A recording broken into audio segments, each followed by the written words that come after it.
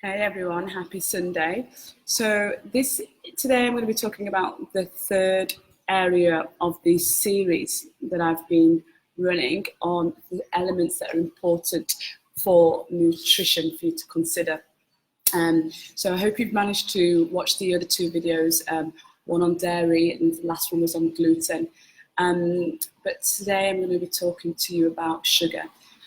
It's great to talk about sugar now because there's so much more education around sugar and a lot of people have so much more awareness, but there are still lots of information that's missing, and especially items that people just never consider have hidden sugars inside. So today I just want to bring some more awareness to that for you. And I really want you to just think about the foods that you're consuming on a day-to-day basis and the snacks that you have, and whether this could be a problem area for you that's really preventing you from achieving your health goals. So if you do have any questions around any things that I'm talking about, then this would be a great opportunity to reach out to me and ask for more support in that area.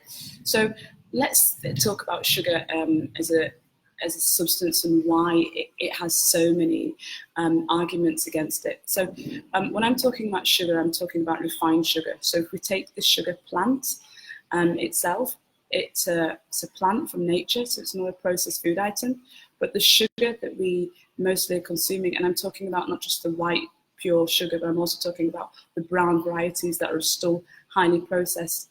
This sugar is very highly addictive. And it's important to note that there are good reasons why sugar tastes so good to us.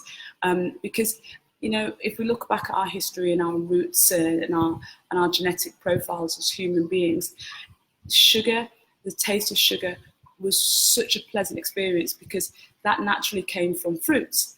And it was really important for us to get instant energy in times where we were naturally in survival mode and we didn't know where our next meal was going to come from.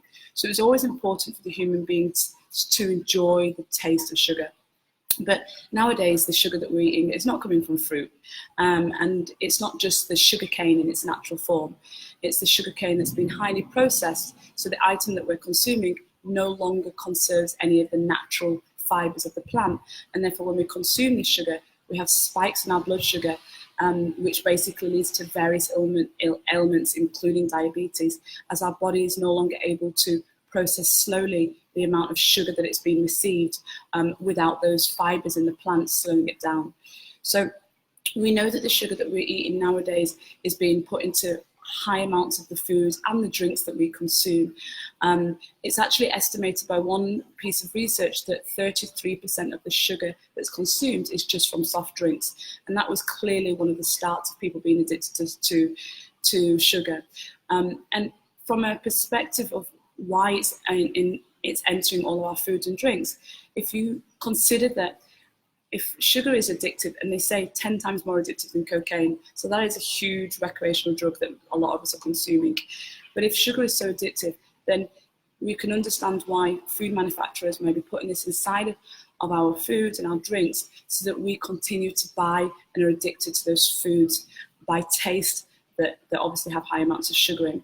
And, as the years have evolved and people have become more educated, that sugar on the ingredients label is no longer called sugar. So it has, over 50 odd names. I mean, from fructose to glucose, hydrogenated syrup. There are so many different names out there for sugar that are hiding what we really are consuming, so that people nowadays are not even aware that when they look at the foods that they're purchasing, that would even have sugar in it.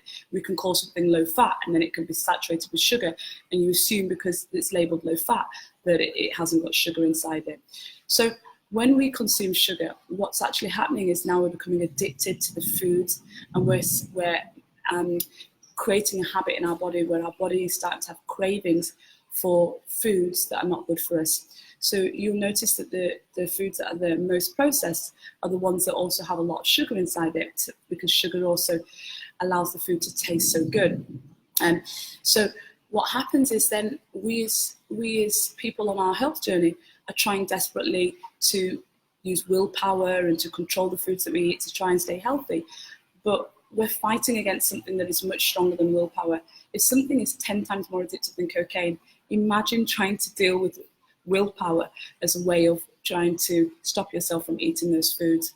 So one of the things that's really important is to take a full assessment of the foods that you eat, to focus on the foods that are natural, that are not in packages, and that are real foods like fruits and vegetables, that have natural fibres and that slow down the natural sugars that are in those foods, and to remove the foods that have been highly processed, and to get used to reading the ingredients label and looking for where sugar is cropping up into your drinks, into your snacks, and into your daily meals. By doing this, you're going to find that you're going to be able to take much more control of the foods that you eat, because you're not going to be sabotaged by the cravings that you're having, and you're not going to leave it down to willpower. This is really going to be able to support you in terms of reaching your health goals.